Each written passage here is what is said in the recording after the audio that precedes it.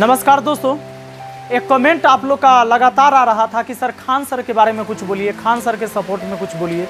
सबसे पहली बात यह है कि दुर्भाग्य की बात है हमारे देश में कि एक शिक्षक के लिए, जो शिक्षक करोड़ों विद्यार्थी को आज एक रास्ता दिखा रहा है, वैसे शिक्षक जो केवल विद्यार्थी नहीं, विद्यार्थी के माँ बाप भी वैसे शिक्षक से पढ़ते हैं, उस विद्यार्थी को एक रास्ता दिखाते हैं, वैसे माँ बाप को रास्ते दिखाते हैं, जो अपने देश के लिए, अपने समाज के लिए जो शिक्षक कुछ कर रहा है, बताइए उसके लिए हमें वीडियो बनाने की कहाँ ज़रूरत पड़ती।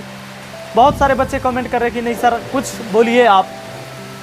कुछ दिनों से मैं भी ये देख रहा था तमाशा, पर मुझे लग रहा था कि ये अपने आप सब ठीक हो जाएगा, इसमें बोलने की कहाँ ज़रूरत है, बेवजह की फिजूल बातों पर क्या चर्चा करें।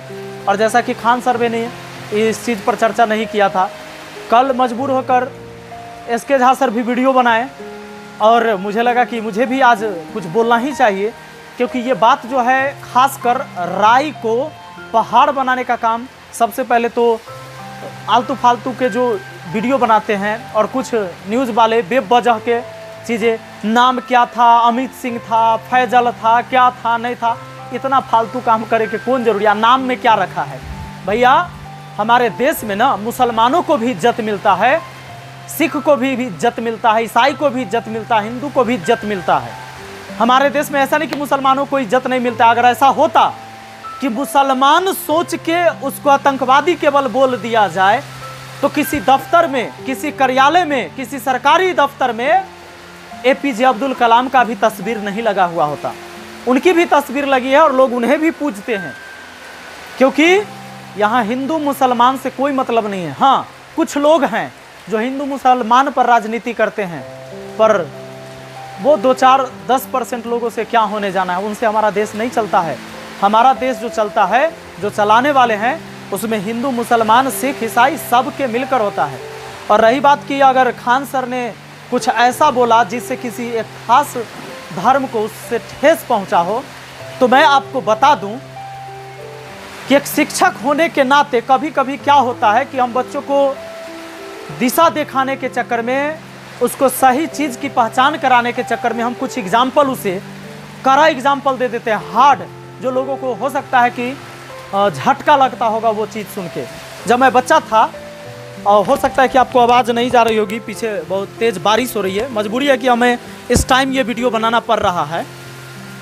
जब मैं बच्चा था तो हमें जो पढ़ाते थे वो शिक्षक एक राजपूत थे, और जब मैं छोटे क्लास में था, सरकारी स्कूल के टीचर थे, और जब हम लोग कुछ गलतियां करते थे तो अक्सर डांटा करते थे, मारते भी थे, और ये कहते थे कि बाप ढेला फोड़ता है तू सब ढेले फोड़ते रह जाएगा, अगर नहीं पढ़ेगा तो ढेले फोड़ेगा, बाप भैंसी चराता है, यह हालत रहा तो तू सब भैंसिया चराएगा। जरा सोच के देखिए, अगर मुझे इस बात का तकलीफ होता और हमारे गार्जियन को तकलीफ होता तो हो सकता है कि घर से चल जाकर हम यादव हैं, आई राजपूत हो के हमको कहेगा, राजपूत कहेगा कि भैंसी चरावे वाला भैंसिया चरबैत रहेगा। क्या ये चीज़ें हम करेंगे गुरु के साथ? वो गुरु जो कह रहा था वो इसलिए नहीं कह रहा था कि हम रास्ते से भटक जाएं, गलत दिशा में चल जाएं, बल्कि वो गुरु हमें ऐसी कड़वी बातें इसलिए कह रहा था कि जो हमारा पूर्वज जिस चीज़ को देख रहा है, झेल रहा है, जो गरीबी में फंसा हुआ है, उस चीज़ से बाहर निकलने के लिए। और खान सर ने यही बात तो कहा था। खान सर देखिए, कोई बात किस टाइम बोला गया, उसकी टाइमिंग क्या थी, सिचुएशन क्या था, उस पर भी निर्भर करता है। अब लोगों ने वायरल कराने के लिए वो बातें केवल काट लिया कि खान सर बोल रहे हैं कि अगर तुम लोग इसी तरह अपने अब्बा का बात मानते रहोगे तो तुम भी पंचर साटोगे या नहीं तो चौराहे पर मीट काटोगे। ये बात उन्होंने क्यों कहा बताइए? कोई भी दंगा हो रहा है, कोई आंदोलन हो रहा है, जहाँ गोलीबारी हो रही है, पत्थरबाजी हो रहा है, जहाँ जान जाने की संभावना है, क्या हम अपने बच्चों को आगे करेंगे और अपने से आगे हम अपने बच्चों को करेंगे? ये कभी नहीं होने देंगे। एक बाप का कभी भी ये सोच नहीं होना चाहिए। हम पिता होने के साथ साथ ये हमारी जिम्मेवारी है कि हमारी जान चल जाए तो चल जाए, लेकिन हमारे संतान को कुछ नहीं होना चाहिए। और वैसा बाप किस काम का जो अपने से आगे अपने बच्चों को खड़ा कर दे? वो इसलिए कि भाई अगर जान भी जाए तो पहले इसका जाए, मेरा नहीं जाए। और उन्होंने ये बात कह दिया कि भाई अगर तुम अपने अब्बा का बात मानोगे तो अगर ऐसी हालत रही, तुम अपने अब्बा का बात मानोगे तो इसी तरह बेरोजगार रहोगे, पंचर साटोगे और हो सकता है मीट काटोगे। तो क्या गलत कह दिया?